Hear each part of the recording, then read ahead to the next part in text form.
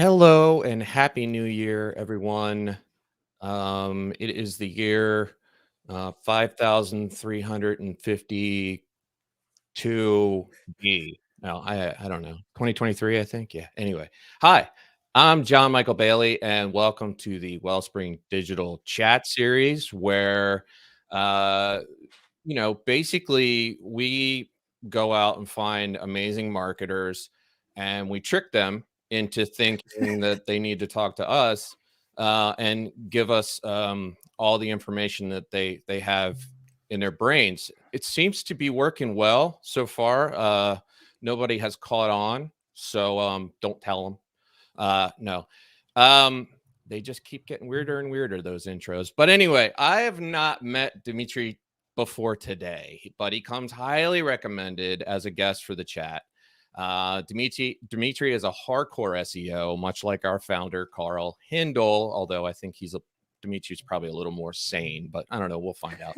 I love talking to SEOs because, well, I am not an SEO. And every conversation I get to have with a hardcore SEO is a privilege for me because I know that I'm going to walk away learning a thing or two. And I have a feeling that you, the audience, will as well. But first, please, Dmitrii, take a moment and introduce yourself to these fine folks.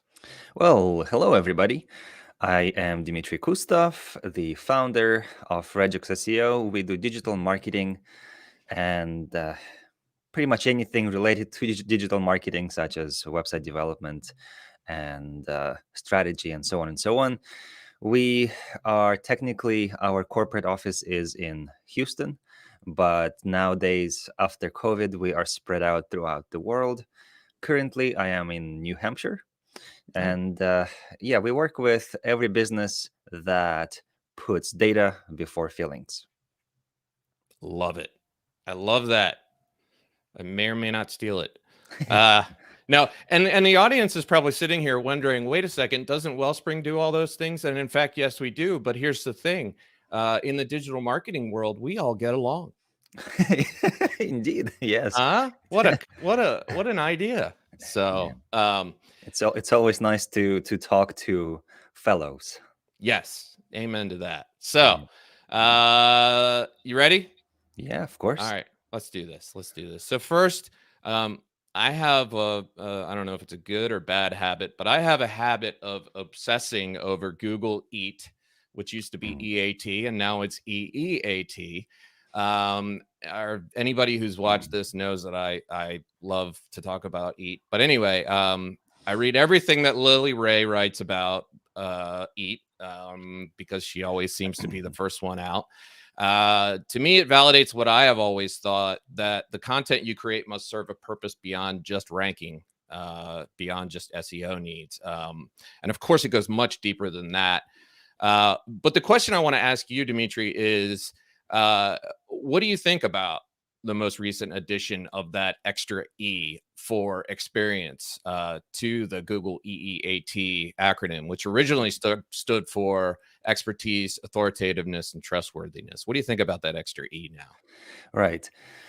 Uh, I believe that it has always been there. The Google, they just never really explicitly kind of put it in their Right. values or whatever you want to call that.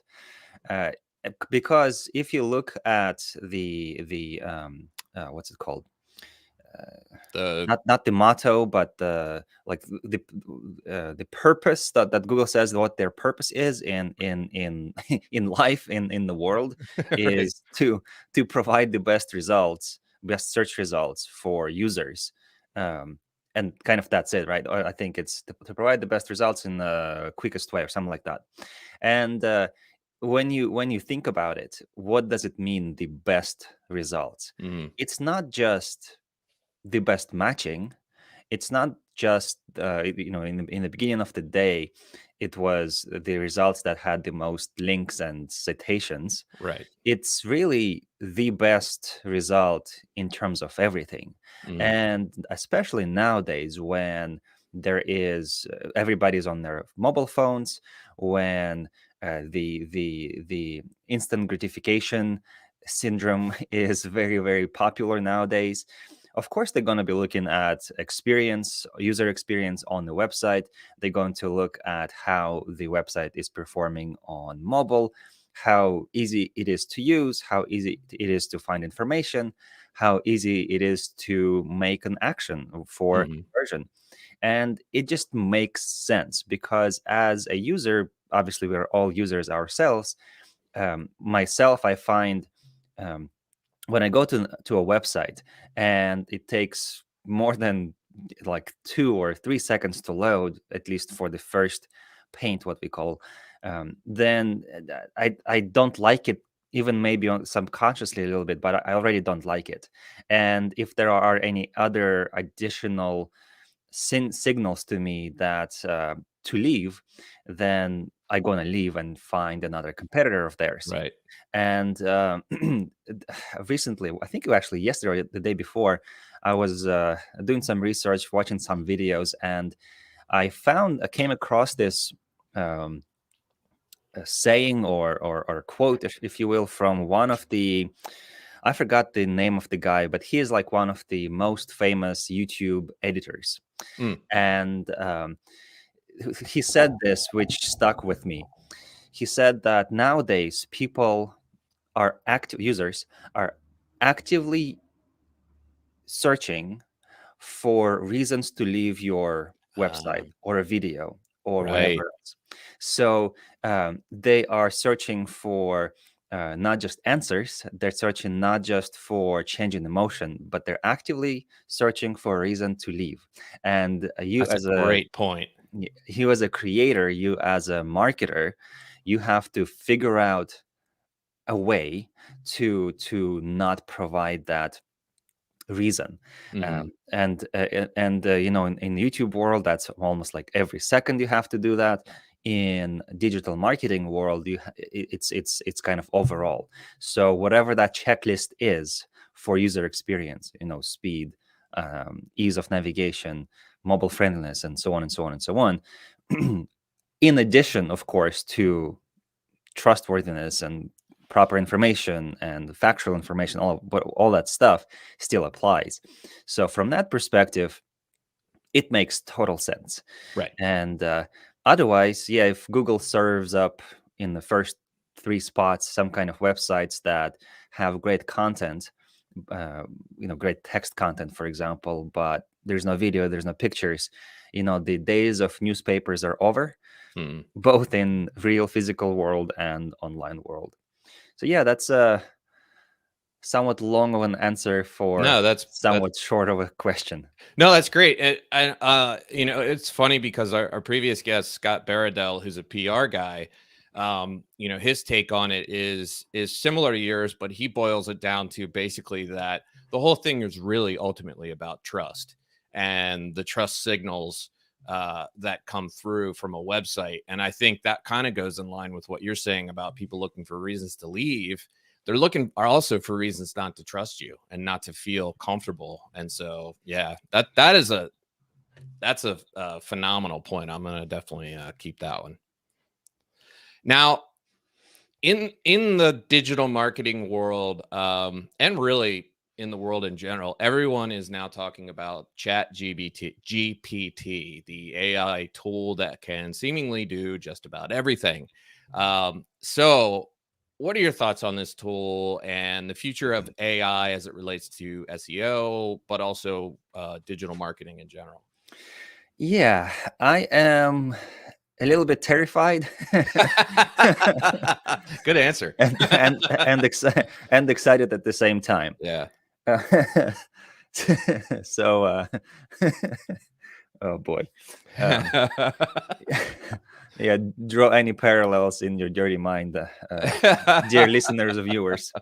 Uh, yeah, yeah. So yeah, I'm terrified and excited at the same time, because it's definitely something that has not been introduced to the public, to the users, to professionals before, and it's very interesting to see how people use it, and more interestingly for me, to see how Google is trying to prevent it.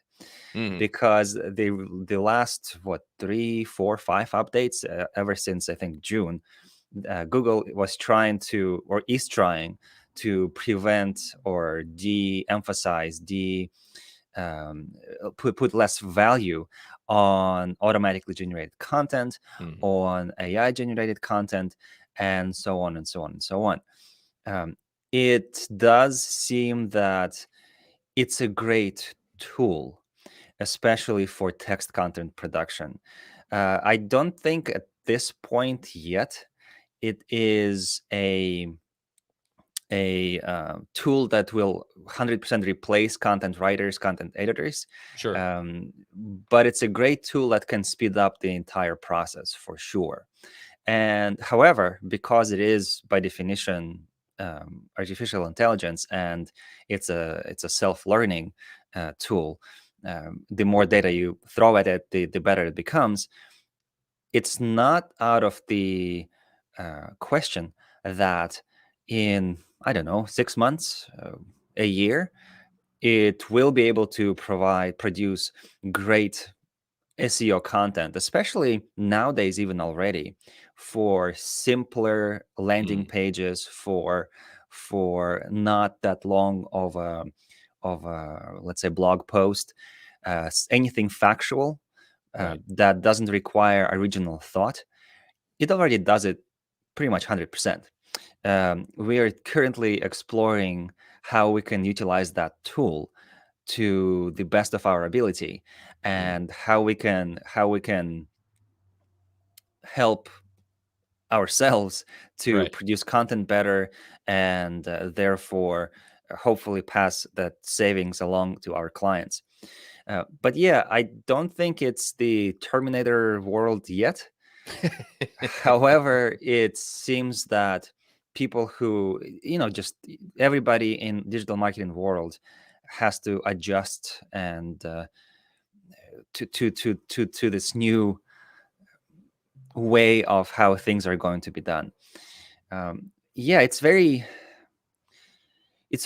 interesting for Right. sure. That's probably I'm curious about it more than anything, and we're exploring that tool. Currently, we are in the process of hiring a specific standalone person who is going to be pretty much just doing that. Hmm. They're going to be testing, playing with that chat GPT, seeing how it can help us with content. And that's my advice for every digital marketing agency out there, or marketer. um, Separate and allocate some resources Mhm. for exploring, not necessarily in ChatGPT, but any AI tool, because it seems to be that it's going to be a very widely used tool in a very close future. And but yeah, it's very, very interesting to me. It's funny because, if you think back to when, the Terminator movie came out, if somebody from the future came, and told me, "Oh no, there is AI in 2023, there's AI." And you'd be like, "Oh my God, is it our overlords? What is it?" No, it writes content for us. I'd be like, Yeah. "Well, that's boring." Where's all the Yeah. where's all the robots and the, the Yeah. doom and gloom? I don't know how much you are into AI sphere and all of that stuff. Not a huge I amount, but Yeah, I in my college years, mm. my degree is in applied mathematics, so part of Okay. AI and coding Yeah. was quite a few of our projects. So I've been in that world for quite a few years now, and the thing that bothers me most, and we kind of getting a little bit off topic, but really quick Go for it. side road. The thing that not bothers me but scares me the most is, at the point right now you go to ChatGPT and ask it to write, I don't know, some kind of song by a sort of famous singer or whatever. Mm. It can do it. Or you can ask it to write some kind of thesis on some kind of, I don't know, astrophysics, whatever, and it can do it. But the tool itself is not conscious, so it doesn't really Right. understand what it does. And in the close future, if there is a way to kind of make it conscious so that it actually understands what the text, what it's doing, that's when it becomes scary. Yeah. And that's when the Terminator comes in. Well, and it's also when music starts to really suck. So Yeah, but actually, to that point, we had quite a few talks with our team about that, and by definition, AI, artificial intelligence, and all of those tools that are using neural networks or Mm, self-learning, they are always trained on a base or on a data set that's existing in the world.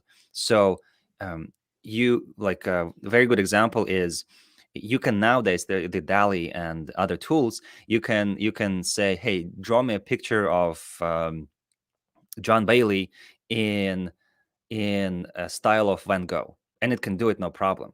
right. However, you can't tell it to invent like a style Right. that would be like Van Gogh. So, before Van Gogh, there was no Van Gogh. Right. So, yeah, there was Impressionism, there was all that stuff, but it's very specific style. And by definition, all of the AI tools, they take data that already exists and they kind of use it, modify it, combine it, and so on and so on. So, by definition, it's not an original thought.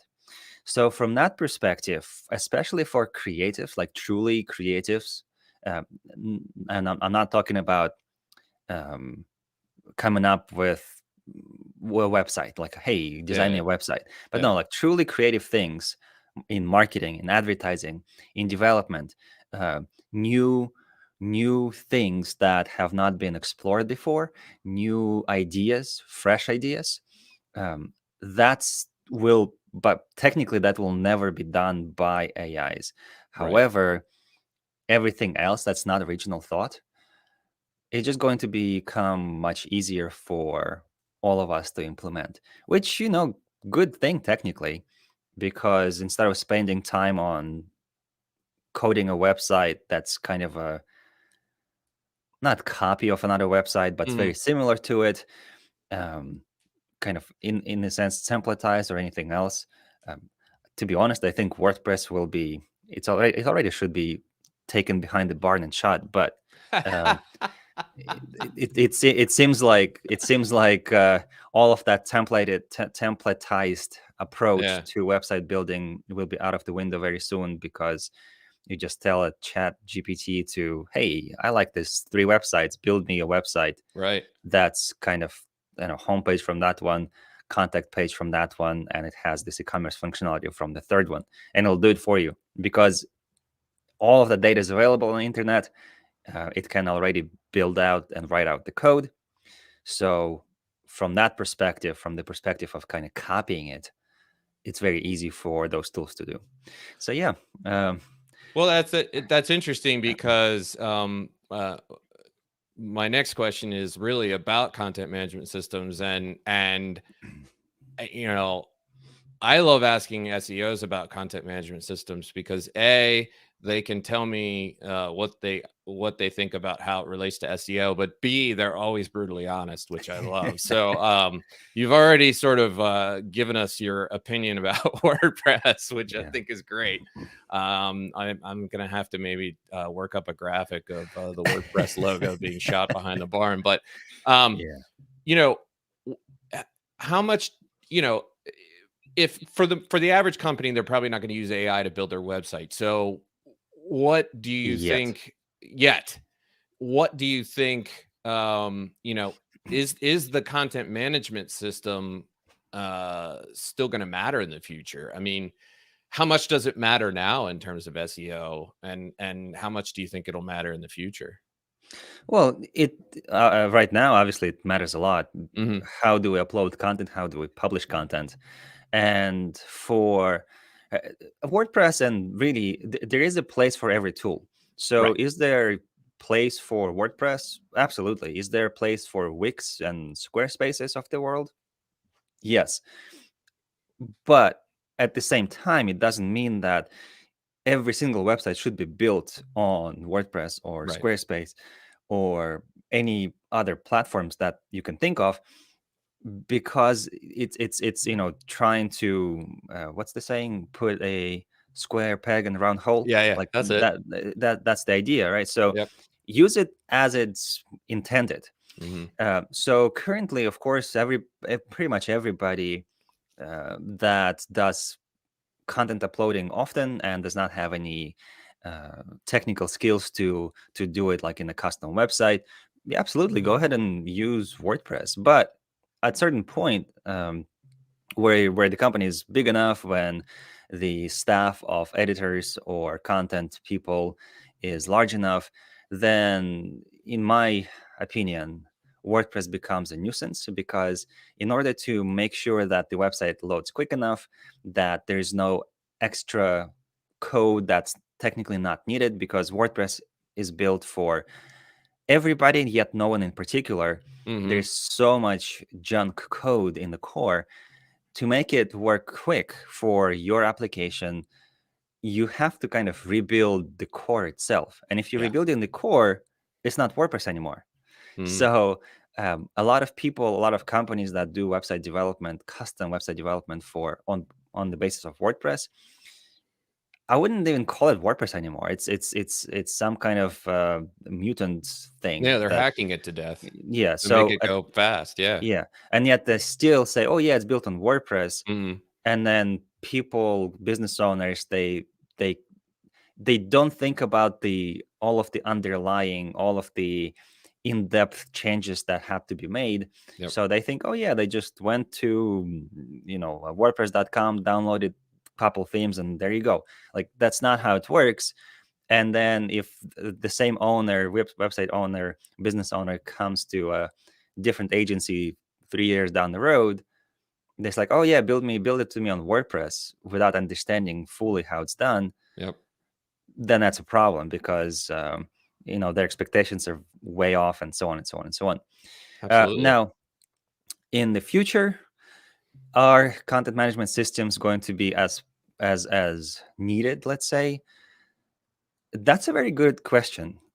Could you hypothetically, at least, go use some kind of chat GPT AI, whatever other AIs that are going to be popping out left and right, and instead, um, there, I would not be surprised at all that in a couple of years there's going to be content management system that basically is kind of like ChatGPT AI. So, but Hmm. instead of telling it to write a limerick about Dmitrii Kustov, you tell it, post a page about this, Yeah. and it will not just write content, but it actually post it for you, because it can already do the code.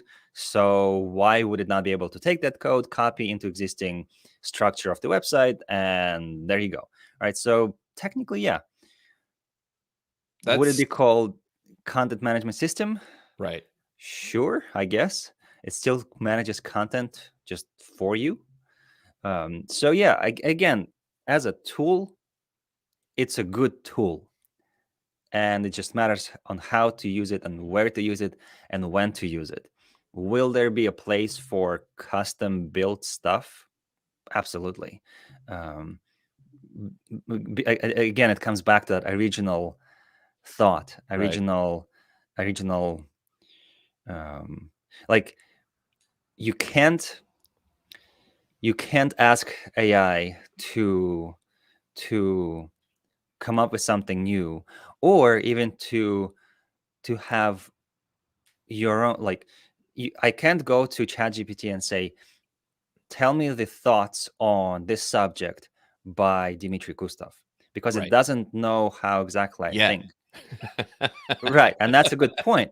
Now, let's say if I have a personal blog, and like a diary, a daily diary, whatever, online, and I post it there every day, every single of my thoughts. Mm. Now And it it knows knows. how I think. Yep. But think about the general population. Who has that? Very few people, at least percentage wise.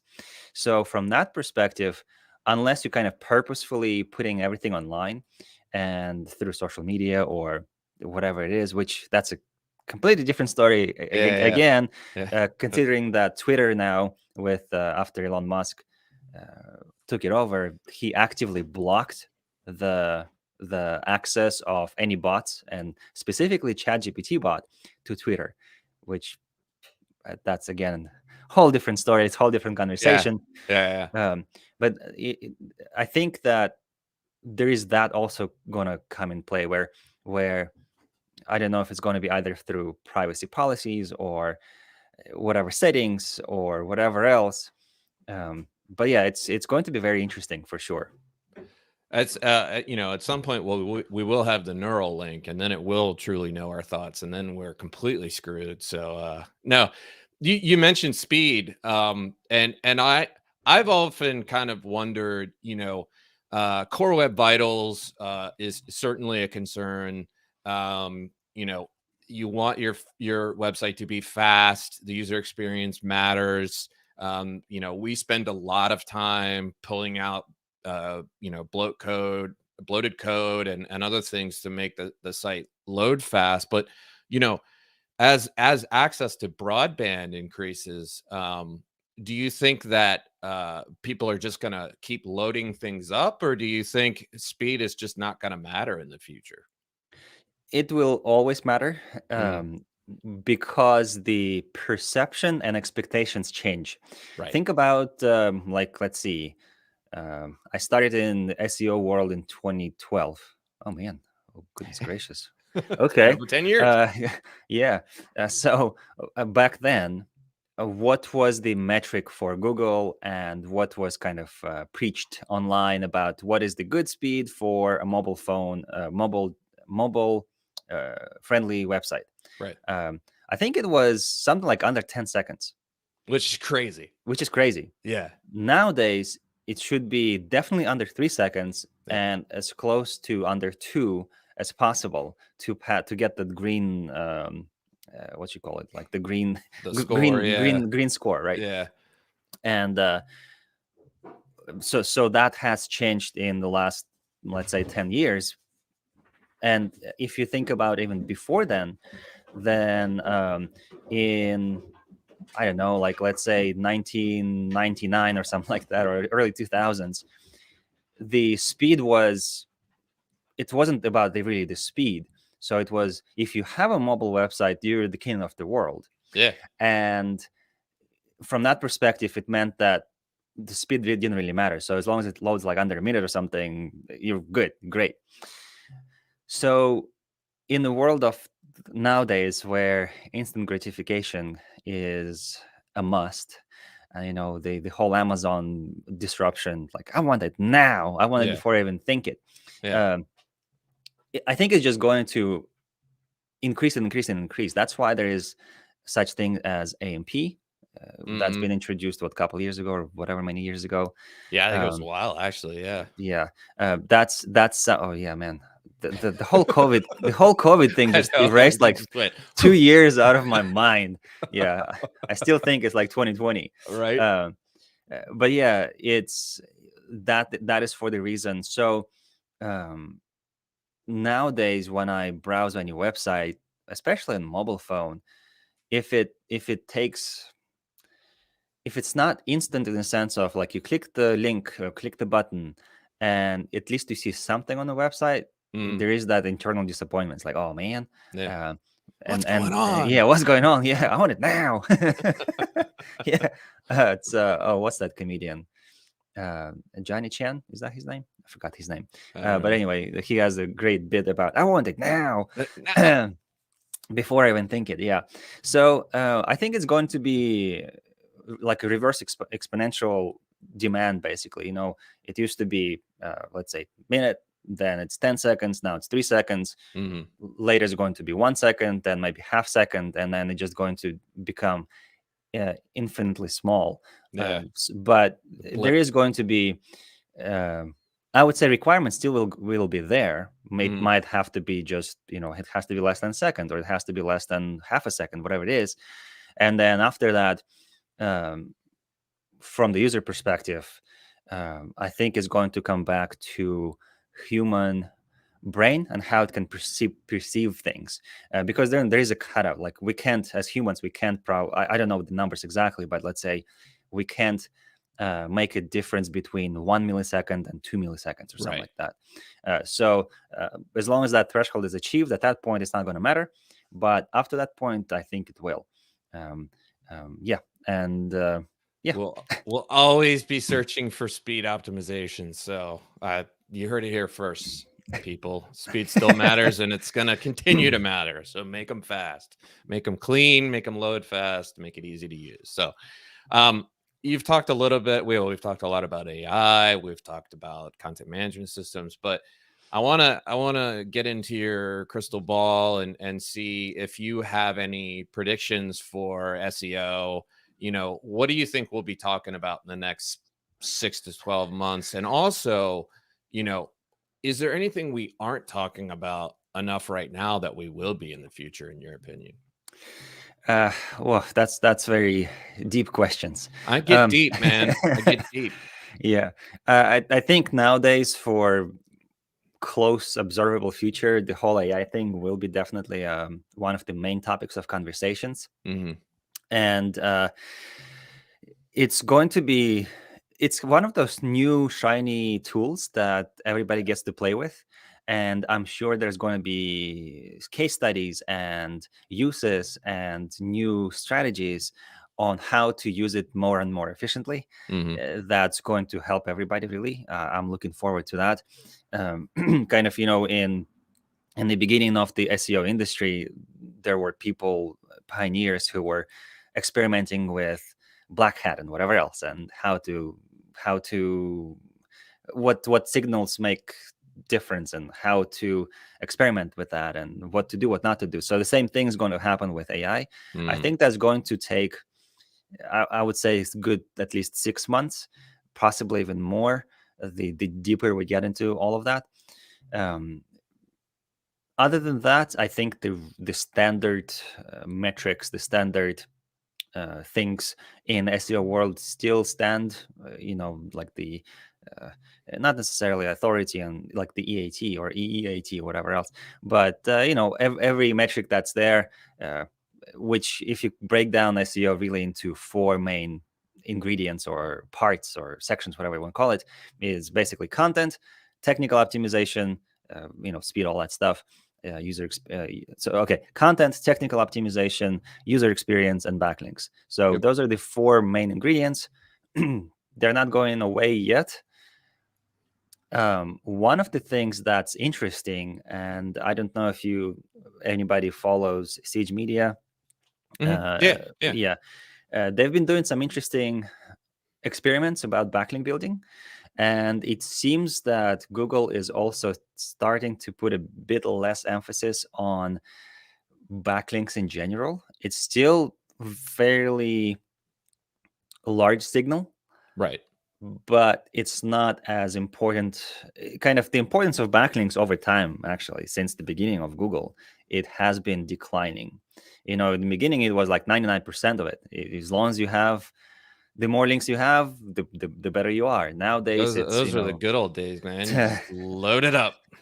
I Yep. wouldn't call it the good old days, because Not for the you users. yeah, exactly, yeah, there you go. And that's the one thing that I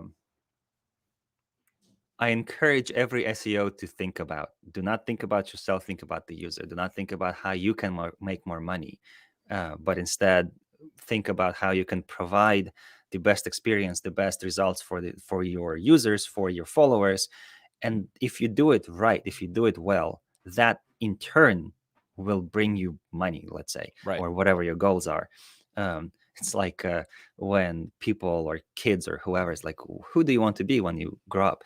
I want to be a famous actor. What does that do? Like, Yeah. the goal should be, I want to be the greatest actor, Right. and fame and whatever else and fortune Yeah. will come with it. So same thing here. Don't be one of those people who like, I want to be the richest SEO. Like, Right. no, be the best SEO, the Right. greatest, the Right. most inventive SEO. Find a better adjective to put there. I want to be a marginal actor, like mid-level, TV spots, guest stars, Yeah, yeah. So yeah, I think that all of the standard, let's call them standard metrics, are not going away yet. As for what we are not talking about kind of often enough, I don't think I have kind of a good answer there. Fair enough. My answer might be one of those stereotypical ones, which is care about the users, kind of what I just said, right? The put users before yourself. It's important to say. It's important to mention. It's important to keep mentioning. I think so. Yeah, that's a completely fair answer. Yeah. So anything that comes out from there, and our company, what's it called? Oh boy, not Vision. Oh, I'm blanking. The brand essence. Brand essence is okay. we care, and that's if you care, if you truly care about right stuff, everything else come from it. And when we've kind of finalized that brand essence very recently, and right in the beginning of 2022. Before that, we were just crazy people running around, kind of like, yeah, let's do this, let's do that, and no direction, no kind of no singular path where we all can go towards. But yeah, after that's all got finalized, the vision, mission, essence, values, we had the greatest year so far in our company. It makes such a difference. We have our core values are transparency, integrity, and results, and we're dead serious about all three. And everything sort of runs through that filter. So I hear you, and I think that's hugely important. And I agree. I think as much as we as digital marketers talk about user experience, I think it could be talked about more. And I think it is really always going to be, the number one target for any campaign is to make sure that you're giving something to the user that they want, and Absolutely. in a way that they want it. Because the returns from that are almost automatic. So it's like when you say, I want to be a great actor. Okay, you're a great actor. You get fame, you get money, that sort of thing. So yeah, completely, perfectly fair and good answer. So I appreciate that. yeah. Well, Dmitrii, thank you so much for doing this. There is a ton of good stuff in here, and I know that people get a lot out of this. So I know I did, and I really appreciate it. Yeah, thank you for having me, and hopefully we can recoup in 6 months or a year, or I don't know when. And we look back at our conversation today and see how things changed. See how that ChatGPT is doing. We'll do a check-in. There you go. Yeah, exactly. Yeah, and I love it. Talk about the past, the future, past, present, and the future. Yeah. But yeah, it's been a pleasure. Thank you for having me, and hope we'll talk again. Yes, absolutely. Thanks, everybody. Bye.